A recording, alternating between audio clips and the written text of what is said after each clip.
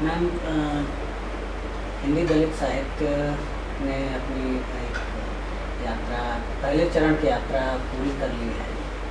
एक तरह से ऐसा माना जा रहा है कि हिंदी दलित साहित्य ने अपना पहला चरण पूरा किया है, और अब ये जो जिस तरह से दलित साहित्य आ रहा है, इससे उसका दूसरा चरण है, विषय वस्तु के लिहाज से भी और रूप के लिहाज से भी। तो आपको पहले चरण के दलित साहित्य में और दूसरे चरण के दलित साहित्य में क्या बुनियादी फर्क महसूस होता है? जी, निश्चित तौर पर लगभग 25-30 वर्षों का समय दलित साहित्य के लेखन का बीत चुका है।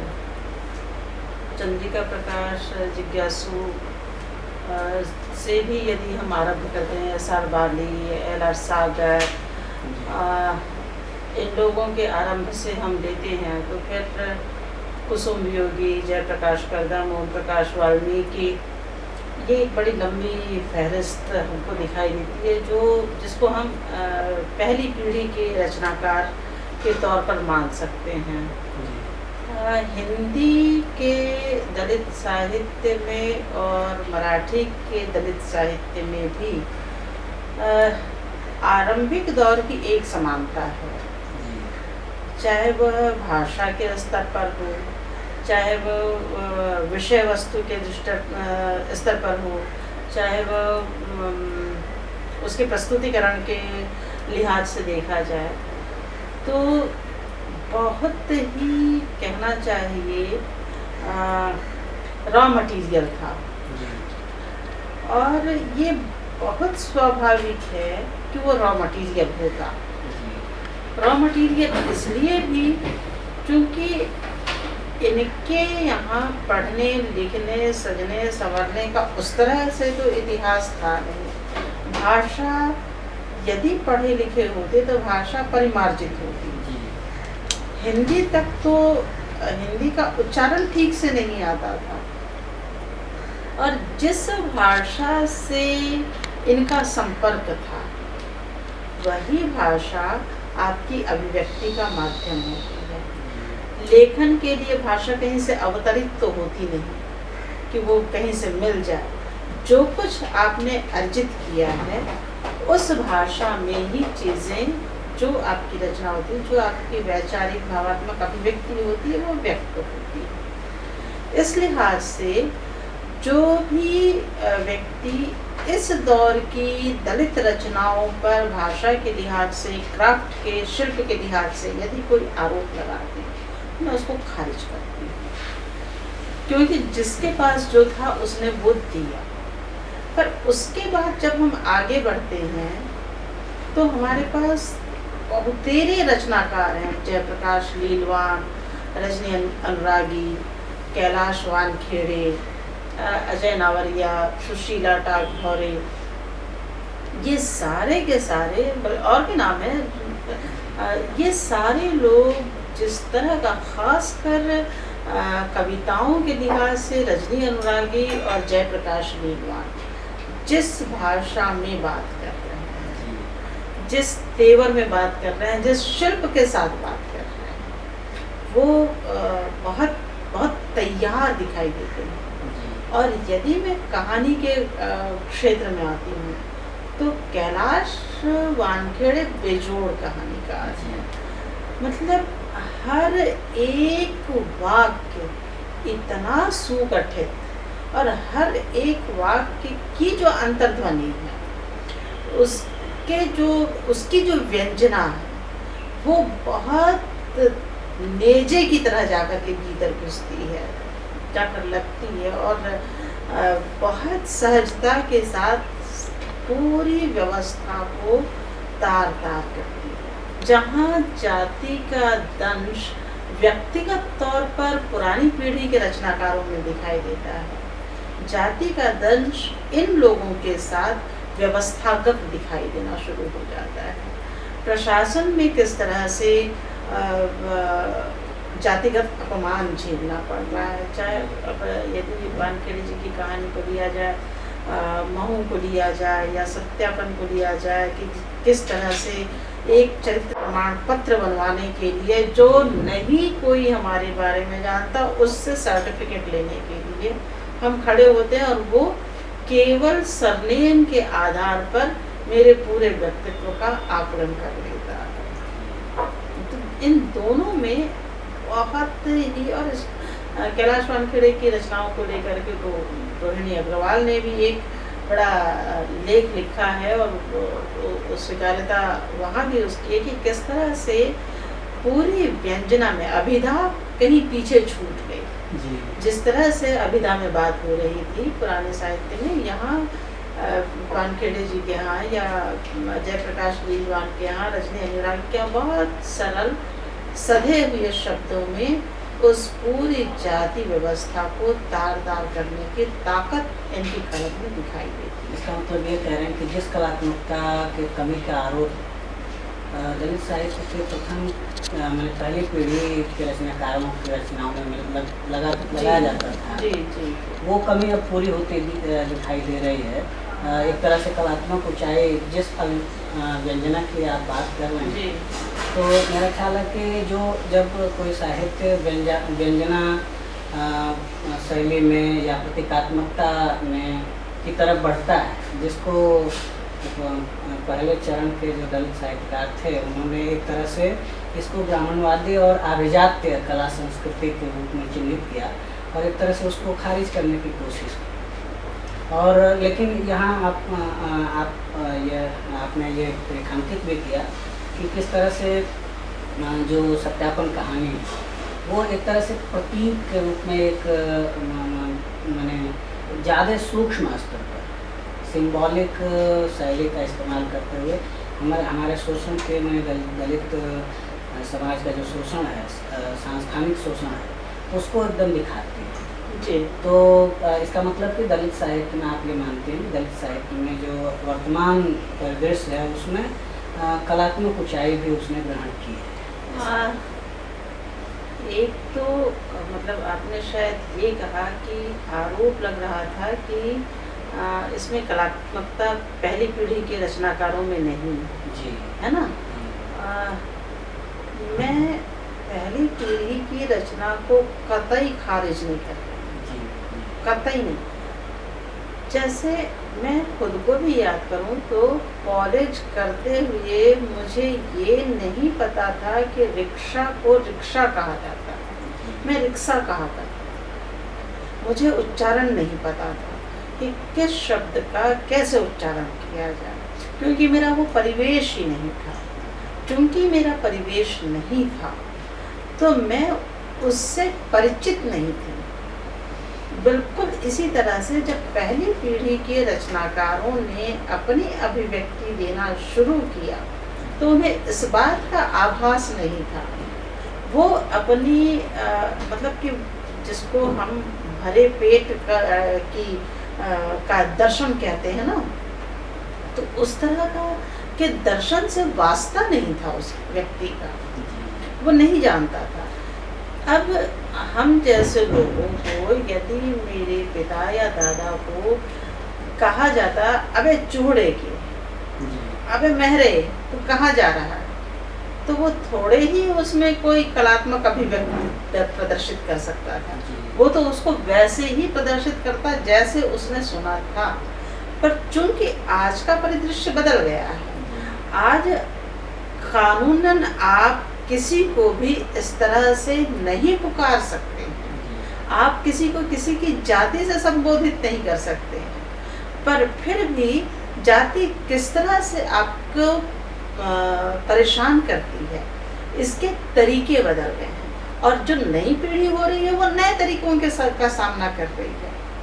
जब पढ़े लिखों के साथ बैठना उठना शुरू हुआ और हमने मतलब मैं आज थोड़ा सा बोल्डली ही ये कहना चाहती हूँ कि हमने जो दादी नानी से कहानियाँ सुनी थी, तो हमने कोई भी राजकुमार और राजकुमारी वाली कहानियाँ नहीं सुनी, हमने किसी राम और कृष्ण की कहानियाँ नहीं सुनी। हमने सुनी, मैं शब्द शायद आप लोगों को खराब लगे, पर सियार की गांड में राख भर दी गई जी और जब वो पा देता था तो वो निकल करके बाहर सबके मुंह पर आती थी और हम इस पर बहुत खुलकर हंसा करते थे। जी हमारा लोक इस तरह का था, जिसका लोक जैसा होगा वही प्रदर्शित करेगा, पर मेरे बच्चों का निश्चित तौर पर ये लोक नहीं है। जी उनके सामने चीजें कुछ दूसरी तरह से आ रही हैं। तो जैसे जिस परिवेश में बच्चा जी रहा वो उस परिवेश की भाषा को, उस परिवेश के क्राफ्ट को अपने भीतर संजोए चलता है। और ये वजह है कि आपको ये दो बिल्कुल आप अलग यूं रेखा खींच सकते हैं पुरानी पीढ़ी के रचनाकारों में और नई पीढ़ी के दलित रचनाकारों में, और ये हर जगह है। केवल दलित साहित्य के साथ नहीं, आप किसी भी साहित्य को लेकर चलिए। जब पुरानी कहानी चल रही थी तो उसका क्राफ्ट क्या था, और जब कहानी ने नया स्वरूप ग्रहण किया तो उसका क्राफ्ट क्या था, उसकी भाषा क्या थी, उसकी भाषा क्या थी, उसकी व्यंजना और अभिधा क्या थी और इसकी व्यंजना और अभिधा क्या है। बिल्कुल ऐसे ही ये साहित्य जो दलित साहित्य है, उसकी जो अभिव्यक्ति है लोक से बहुत उसका रिश्ता है। जिस तरह का हमारा लोक था वैसा ही हमारी अभिव्यक्ति, वैसी ही हमारी अभिव्यक्ति हुई। लेकिन लोक में भी जैसे अभी जो स्टडीज़ आ रही हैं, अभी जो अध्ययन आ रहे हैं दलित साहित्य में भी, जो अभी नए अध्ययन आ रहे हैं उसमें ये हो रहा है कि जो लोक था हमारा, जिस लोक पर हम थोड़ा गर्व करते थे, उसमें भी तो बहुत सारे ऐसे मूल्य हैं जो दमनात्मक हैं, स्त्री विरोधी हैं खास करके, और बहुधा तो नस्लीय भी हैं। तो हम उसको कैसे, नया जो दलित साहित्य है, क्या उसके प्रति आपकी नज़र में वो सचेत है, या उसके प्रति कोई नज़रिया इस तरह का विकसित हो रहा है उसमें दलित साहित्य में आपकी नज़र? हमारे लिए लोक में गर्व करने लायक कुछ नहीं था। जी मतलब मुझे मेरे पिताजी अपने घर के पहले 10वीं पास व्यक्ति जो बाहर निकल करके नौकरी कर रहे थे। हमारी भाषा मराठी, और मराठी भी कौन सी, जो मतलब आप महाराष्ट्र में यदि जाएंगे तो आप देखेंगे कि जो अभिजात्य, जैसे आप उत्तर प्रदेश में जाएंगे तो अभिजात्य की भाषा अलग जी है ना, और लोक की भाषा अलग है। ठीक है, तो मराठी का भी ऐसा ही स्वरूप था। जिस मराठी को हम कहा बोला करते थे, मतलब मेरे पेरेंट्स मराठी से आपस में संवाद करते थे, उसको हेंगली मराठी कहा जाता है। जी और उस मराठी को सुनते ही जाति का बोध होता था। मेरे पिता ने, चूंकि उसने उस समाज में जगह बनानी थी, इसलिए उस भाषा से हम काट दिए, मेरी माँ को भी काट दिया। और एक, चाहे भाषा जिस तरह की हो, अपभ्रंश यदि खत्म हो गई, संस्कृत यदि खत्म हो गई, पाली यदि खत्म हो गई, मागधी यदि खत्म हो गई, तो खत्म होते ही एक पूरा ज्ञान भंडार समाप्त हो जाता है, हमसे वो भाषा छूट गई। एक बहुत बड़ा नुकसान हमारा ये भी हुआ। तो लोक में जहाँ सिर्फ अपमान और तिरस्कार हो, वो मेरे लिए गर्व का विषय तो कतई नहीं हो सकता। पर दूसरी और एक बात इसके समानांतर ये है कि दलितों के यहाँ की स्त्री और गैर दलितों के यहाँ की स्त्री, इनमें भी फर्क है। बावजूद अपने तमाम शोषण के, फिर भी वो अपने पति को छोड़ने का दुस्साहस कर सकती है। ये दुस्साहस गैर दलित समाज की स्त्रियां नहीं कर सकती हैं। और पितृसत्तात्मकता एक ऐसी चीज है जो हर जगह है, और हमारे लिए आदर्श कौन होता है? जो हमसे बेहतर होता है। हम हमेशा अपने बच्चों को भी उसका ही उदाहरण कर देते हैं जो ज्यादा बेहतर कर रहा है। जो कम बेहतर कर, जो खराब कर रहा है, उसका उदाहरण तो नहीं दिया जाता, आदर्श क्रिएट किया जाता है। तो उस क्रिएटिविटी में उस पितृसत्ता को देखते हुए सारा का सारा समाज चल रहा है। स्वाभाविक है कि उसका असर इन पर पड़ता ही, और यदि ऐसा नहीं हो रहा होता तो वो समाज में स्वीकार्य नहीं है। तो पितृसत्ता के जितने भी दुर्गुण हैं वो भी हमारे भीतर है। जातियों का उपजातियों में जो बंटना है वो भी हमारे द्वारा किया हुआ नहीं है, ये भी शास्त्र द्वारा चिन्हित है, निर्धारित है, हम उसका शिकार हैं। तो इस लिहाज से देखिए तो लोक मेरे लिए बहुत गर्व की बात नहीं है। जो परंपराओं को मूल्य का नाम देना गलत है। परंपराओं को परंपराओं की तरह लीजिए। परंपराएं समाज की व्यवस्था के साथ संचालित होती हैं। जब जिन परंपराओं की आवश्यकता समाज को नहीं रह गई, उनको छोड़ दिया जाता है। तो इसका ये मतलब नहीं हुआ कि मूल्य समाप्त हो गए या मूल्य तिरोहित हो गए हैं या अवमूल्यन हो गया है। वो परंपराएं हैं, वो रूढ़ियां हैं, रूढ़ियों को ब्रेक होना ही चाहिए। पर मूल्य मेरे लिहाज से एक स्थायी चीज है जो किसी भी दिक् काल में उसी तरह से अनिवार्यता के साथ हमको अपने चरित्र को बनाने में सहायक हो। मैम, दलित साहित्य में एक बहुत प्रसिद्ध अवधारणा है सहानुभूति बनाम स्व अनुभूति,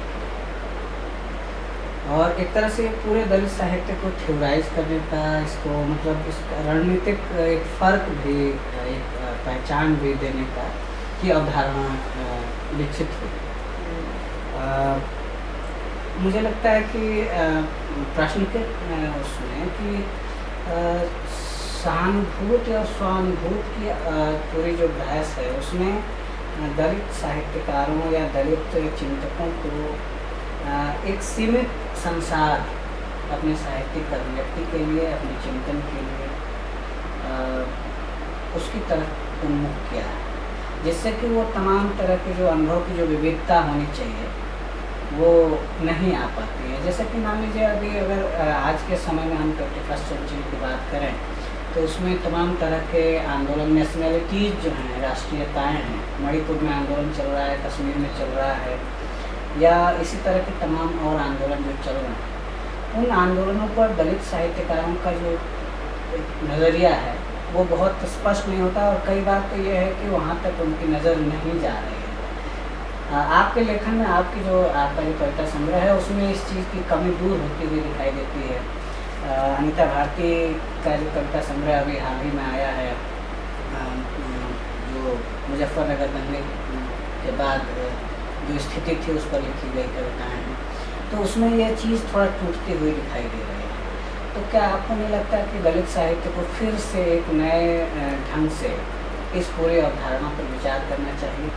देखिए, जब दलित साहित्य आरंभ हो रहा था, लेखन कार्य आरंभ हिंदी बेल्ट में जब आरंभ, और मुझे ऐसा याद आ रहा है कि निष्कासन के नाम से शायद एक कहानी दूधनाथ सिंह ने लिखी थी, है ना,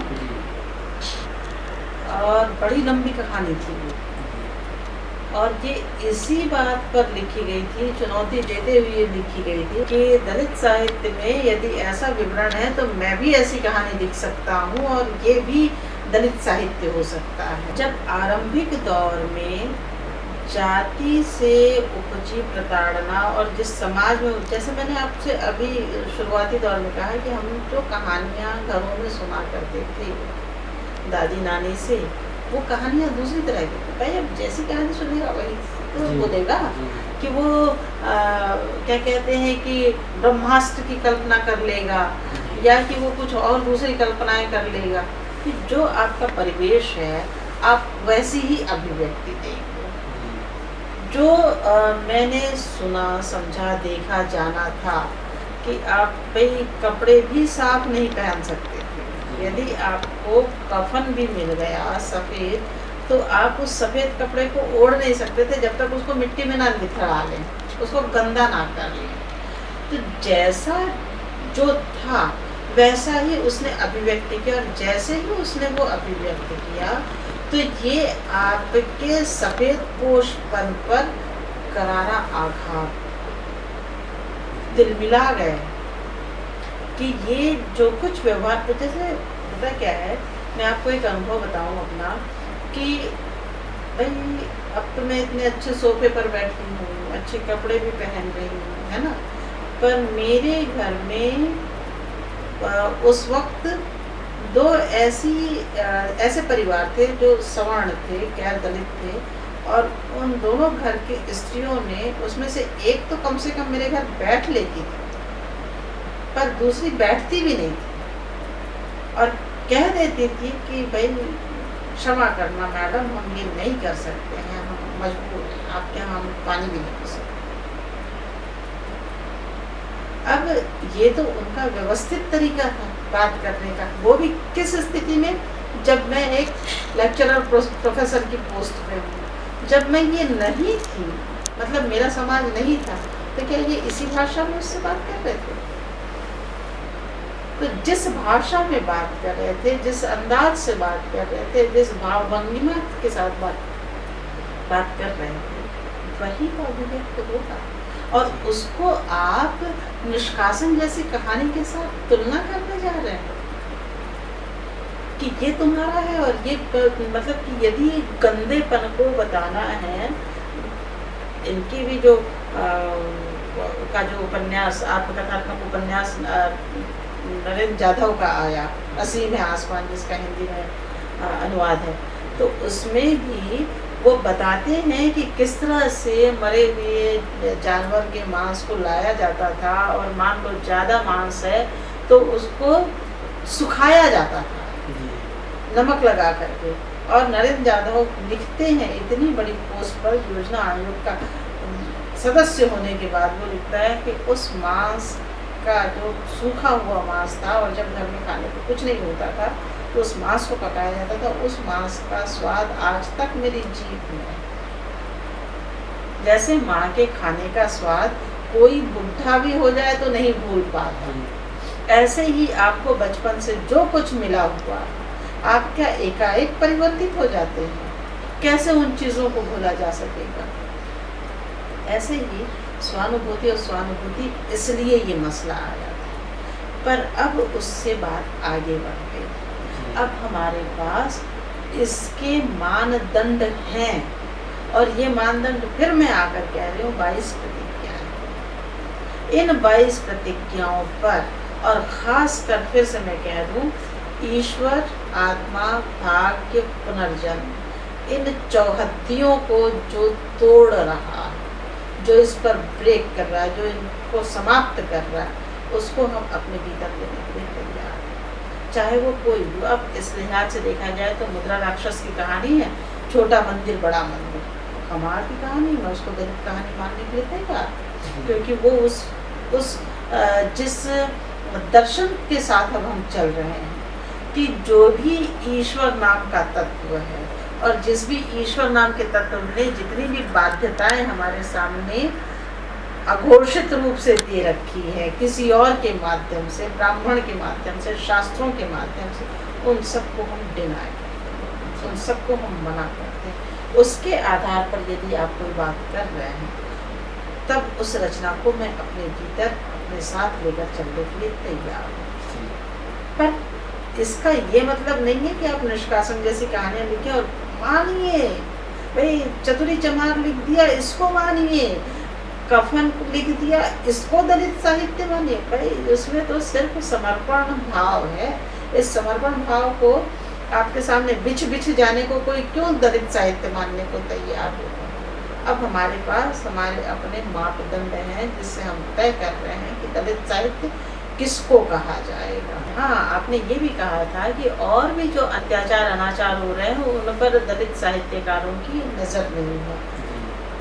ये बीता जमाना हुआ, ये पहली पीढ़ी है ना, पर दूसरी पीढ़ी में आपने नाम दे ही दिया है ना, कि हमारे पास सोनी सोढ़ी भी है, हमारे पास आदिवासी भी है, हमारे पास गैर दलित समाज की स्त्रियां भी हैं, हमारे पास वो पुरुष भी है जो इन शास्त्रों का शिकार भी है। भाई हमारे शास्त्रों ने तो बेचारे को रोने का भी अधिकार नहीं दिया ना।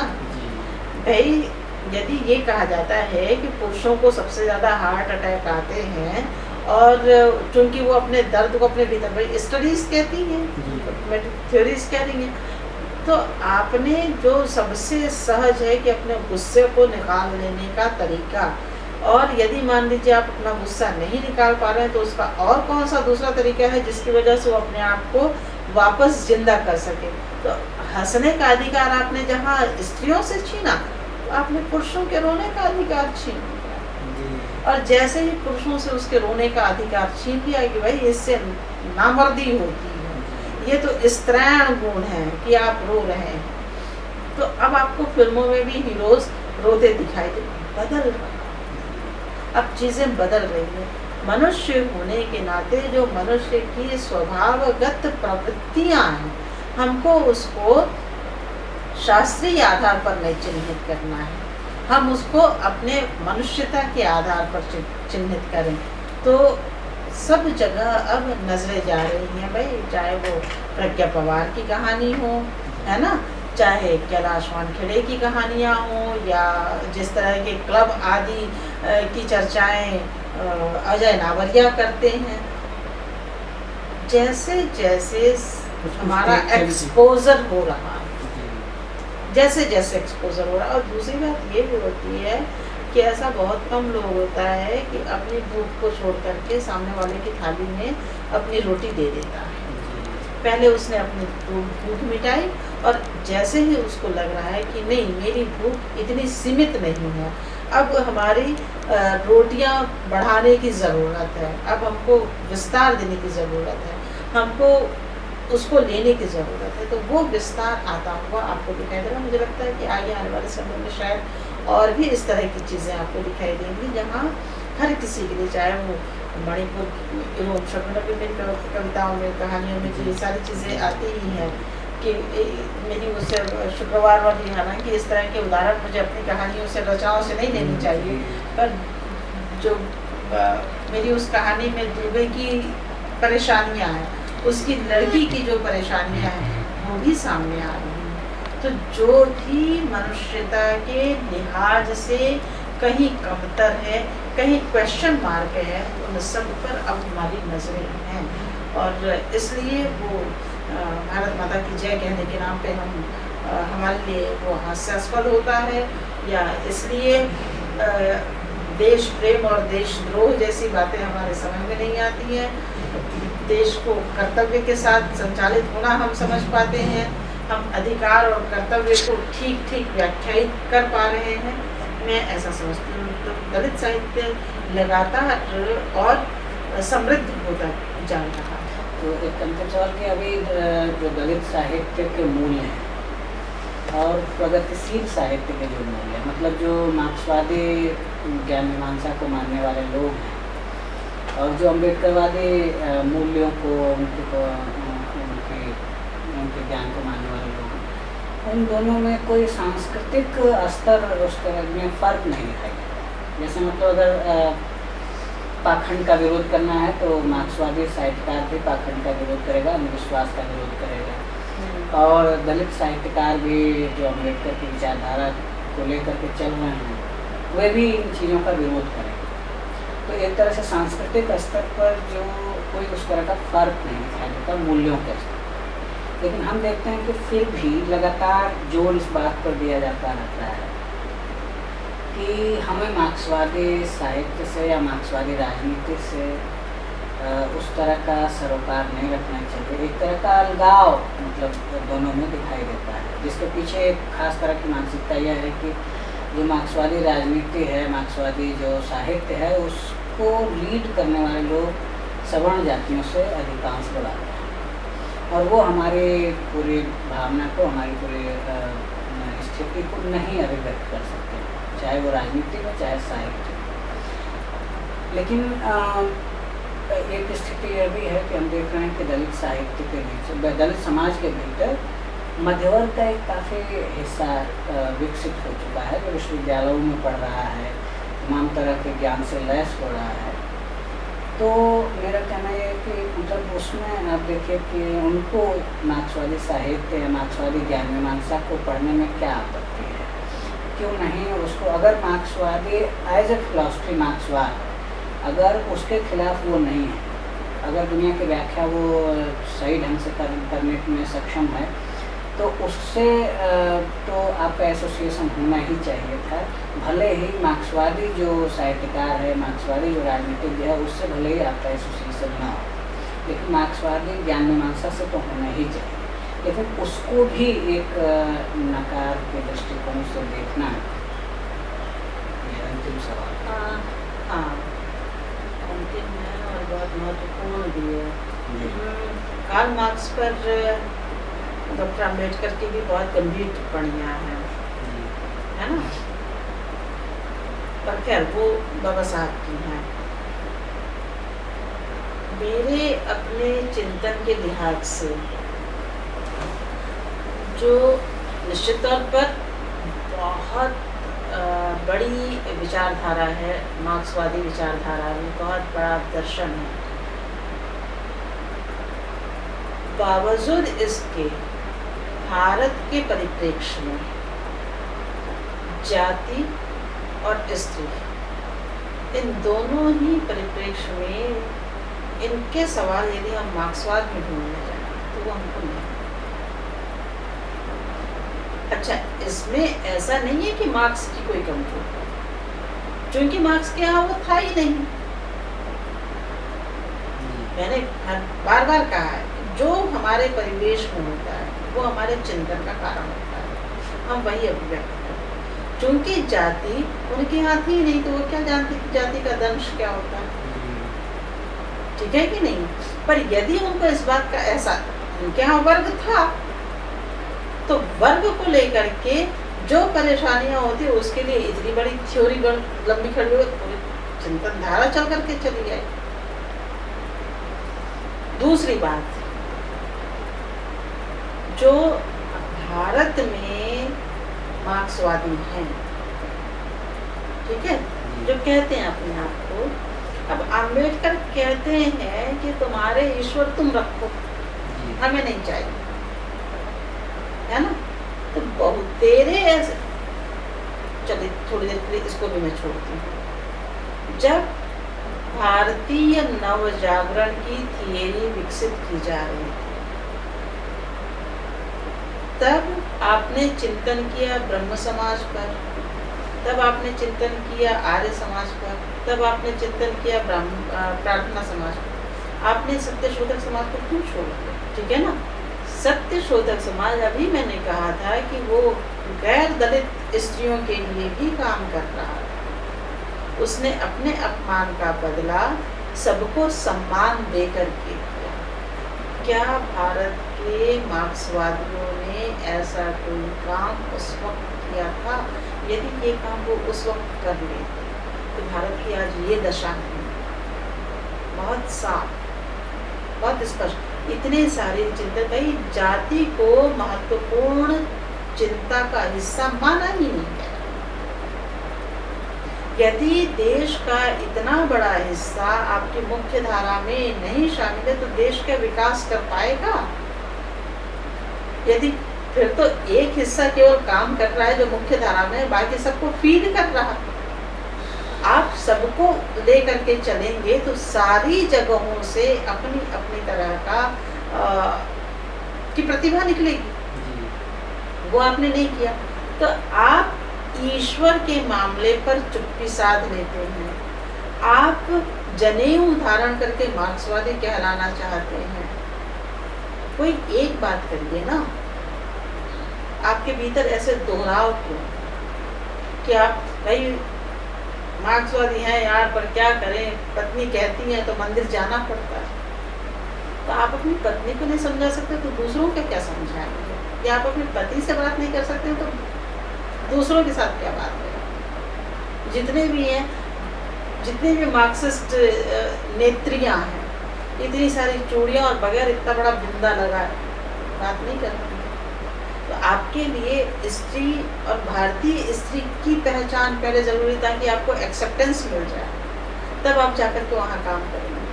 तो हम इन सारी चीज़ों को इनकार करते हैं। हमारे लिए ये महत्वपूर्ण नहीं है, हमारे लिए विचारधारा महत्वपूर्ण। अब ये बहुत अच्छा है कि मार्क्सवादियों को ये बात समझ में आ गई कि इस बड़े समाज को के साथ चलना पड़ेगा। मार्क्स से हमारी कोई लड़ाई नहीं, ईश्वर का नकार वहाँ भी है ना, और ईश्वर का नकार यहाँ भी है। तो जिस ईश्वर नाम की एक खूंटी, जिस खूंटी के माध्यम से भाग्य भी निर्मित होता है, पुनर्जन्म भी निर्मित होता है, आत्मा भी बनती है, इन सारी चौहद्दियों में को तोड़ करके आप हमारे साथ चलना चाहते हैं तो स्वागत है, नहीं तो हम रास्ते बना ही रहे और बहुत बेहतर है कि हम साथ में चलें। जैसे जो लोग अम्बेडकरवादी अपने आप को कहते हैं, मतलब एक विमर्श के ही लिहाज से, समझने के लिहाज से समस्या को और कि वो लोग खुद जो अम्बेडकरवादी कहते हैं अपने आप को, घरों में दहेज प्रथा को भी रोक लगा रहे हैं, अपनी स्त्री को अपने स्वतंत्रता नहीं दे रहे हैं। तो ये सब जो मूल्य हैं, जिस द्वैध की बात मार्क्सवादियों के साथ आ रही है, वही द्वैध कमोबेश अम्बेडकर। मैं आपको अब ये बता दूं, इस तरह मैं आपको ये बता दूं कि हम जो बौद्धिस्ट हैं, हम बौद्धिस्टों के यहाँ यदि ये पता चल गया कि इस लड़के ने दहेज मांगा है, उसके यहाँ कोई जाकर नहीं लड़की है, उसका सोशल बाइकाट होता है। यूपी की हालत ज़रूर अलग हो सकती है, हिंदी बेल्ट की हालत ज़रूर अलग हो सकती है, क्योंकि उसके यहाँ वो तेज नहीं आया जो महाराष्ट्र में रहा, है ना। तो भाई वो संचालित होता है अभी वहीं से। अभी अम्बेडकरिज्म भी, अम्बेडकर भी उनके पास ठीक ठीक नहीं पहुंचा है। और जैसा आपने कहा, ये आजीवक धर्म वाले है ना, या इस तरह के लोग ये भी कहाते तो अपने आप को बड़े विद्वान है, पर उनकी अपनी पत्नियों की हालत खराब है, वो अपने घर की स्त्रियों को नहीं पहचान पा रहे हैं। बस यही फर्क है हिंदुइज्म और अम्बेडकरिज्म। बाजा बजाना एक अलग चीज़ है और उस पर चल कर दिखाना एक अलग चीज़ है। तो जिस तरह से मार्क्स वर्ग की चिंता करता है, वो वर्ग की चिंता ठीक है, पर मार्क्स के यहाँ वर्ण की चिंता नहीं है, उसके यहाँ स्त्री की चिंता नहीं है, जो अतिरिक्त रूप से बाबा साहब के यहाँ है। वो अर्थ पर भी चिंता करते हैं, वो वर्ण पर भी चिंता करते हैं, वो लैंगिक भेद पर भी चिंता करते हैं, वो सारी चीज़ें समानता के साथ करते हैं। तो इन चीज़ों को अभी हमें और समझने की विस्तार देनी चाहिए। धन्यवाद मैम, इतनी लंबी बातचीत के लिए समय दिया आपने। इससे पाठक, दर्शक और समृद्ध होंगे ऐसी आशा है।